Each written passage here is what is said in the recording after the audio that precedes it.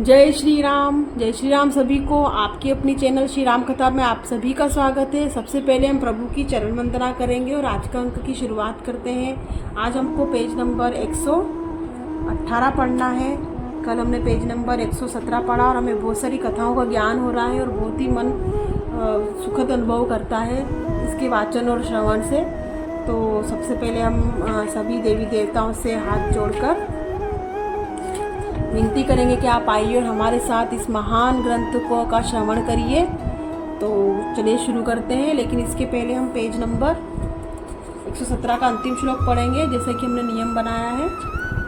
शंभुदीन उपदेश हित नहीं, नारद ही सोहान, भरद्वाज कौतुक सुनहु, हरि इच्छा बलवान। तो चलिए शुरू करते हैं आज का अंक। Page number 118 Ramcharitmanas Balkand. चलिए शुरू करते हैं। राम कीन चाहहि सोही होई, करई अन्यथा अस नहीं कोई, शंभु बचन मुनि मन नहीं भाए, तब बिरंच के लोक सिधाए। श्री रामचंद्र जी को जो करना चाहते हैं वही होता है, ऐसा कोई नहीं जो उनके विरुद्ध कर सके। श्री शिव जी के वचन नारद जी के मन को अच्छे नहीं लगे, तब वे वहां से ब्रह्मलोक चल दिए। एक बार करतल बन बर बीना, गावत हरि गुण गान प्रबीना, क्षीर सिंधु गवये मुनि नाना, जह बस श्रीनिवास श्रुति माता। इसका अर्थ हिंदी में जानते हैं। एक बार गान विद्या में निपुण मुनिनाथ नारद जी हाथ में सुंदर वीणा लिए हरि गुण गाते हुए क्षीर सागर गए। वहां वेदों के मस्तक स्वरूप मूर्तिमान वेदांत तत्व लक्ष्मी निवास भगवान नारायण कहते हैं।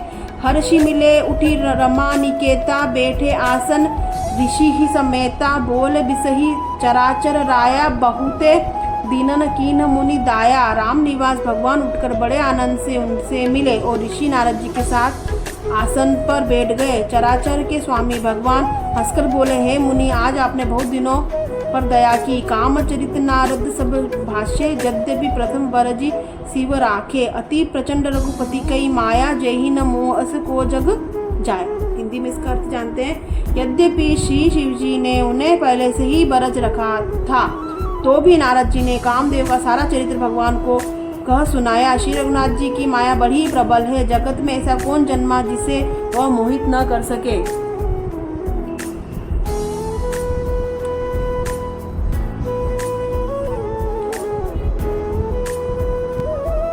दोहा। रुख बदन करी बचन मृदु मोह, बोले श्री भगवान, तुम्हारे सुवीरन ते मिटही मोह मार मदमान। भगवान रुखा मुंह करके कोमल वचन बोले, हे मुनिराज, आपका स्मरण करने से दूसरों के मोह काम मद और अभिमान मिट जाते हैं, फिर आपके लिए तो कहना ही क्या। सुनो मुनि, मोह होई मन ताके, ज्ञान विराग हृदय नहीं जाके, ब्रह्मचर्य व्रत रत मति धीरा, तुम्ही के करई मनोभव पीरा। हे मुनि सुनिए, मोह तो उसके मन में होता है जिसके हृदय में ज्ञान वैराग्य नहीं। आप तो ब्रह्मचर्य व्रत के में तत्पर है और बड़े धीर बुद्धि है। भला कहीं आपको भी कामदेव सता सकते हैं। नारद कहु सहित अभिमाना, कृपा तुम्हारी सकल भगवाना, करुणा निधि मन दिख विचारी, उर अंकेरु गर्भ तरु भारी। नारद जी ने अभिमान के साथ कहा, भगवान, यह सब आपकी कृपा है। करुणा निधान भगवान ने मन में विचार कर देखा कि इनके मन में गर्भ के भारी वृक्ष का अंकुर पैदा हो गया है। बेगी सो मई डारी हूँ उखारी, पन अवार सेवक हितकारी, मुनि कर हित मम कौतुक होई, अवसी उपाय कर भी मैं सोई। मैं उसे तुरंत ही उखाड़ फेंकूंगा, क्योंकि सेवकों का हित करना हमारा प्राण है। मैं अवश्य ये उपाय करूंगा जिससे मुनि का कल्याण और मेरा खेल हो। तब नारद हरिपद सिर नाई, चले हृदय अहमिति अधिकाई, श्रीपति निज माया तब प्रेमी, सुनहु कठिन करनी तेहि केरी। तब नारद जी भगवान के चरणों में सिर नवाकर चले, उनके हृदय में अभिमान और भी बढ़ गया। तब लक्ष्मीपति भगवान ने अपने माया को प्रेरित किया, अब उनकी कठिन करनी सुनो। दोहा। बिरचेऊ मग महु जग नगर, तेहि सत जोजन विस्तार, श्रीनिवासपुर ते अधिक रचना विविध प्रकार।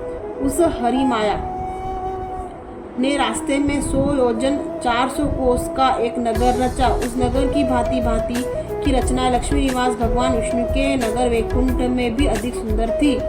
बसही नगर सुंदर नर नारी, जनु बहु मन जीत अति तनुधारी तेहि पुर बसई शील निधि राजा अगणित है गए सेन समाजा।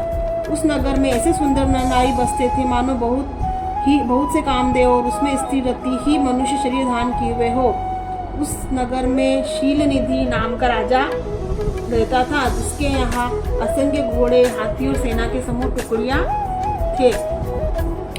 सतसरे सम विभव विलासा रूप तेज बल नीति निवासा विश्व मोहिनी तासु कुमारी श्री विमोह जिसु रूप निहारी। उसका वैभव और विलासो इंद्रियों की समानता व रूप तेज बल नीति का घर था। इसके विश्व मोहिनी नाम की ऐसी रूपवती कन्या थी जिसके रूप को देखकर लक्ष्मी जी भी मोहित हो जाए।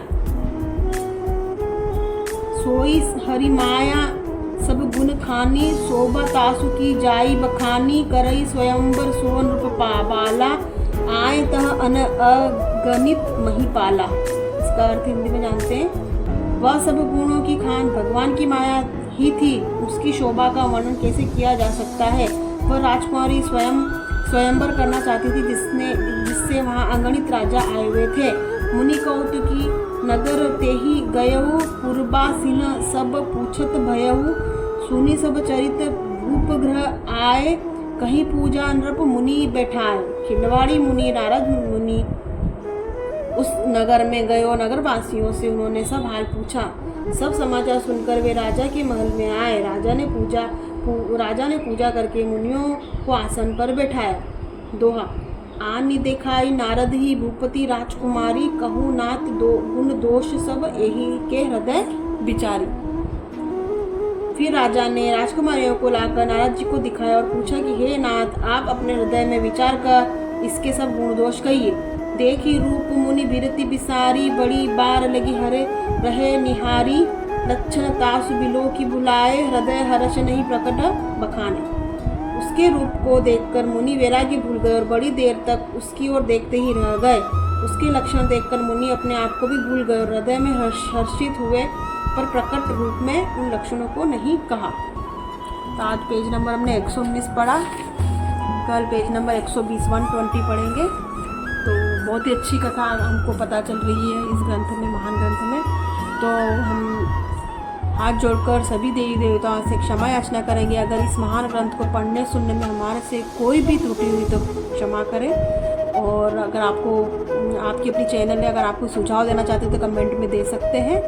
तो इसी के साथ आज का अंक समाप्त होता है। अगले अंक में फिर आपसे भेंट होगी। जय श्री राम।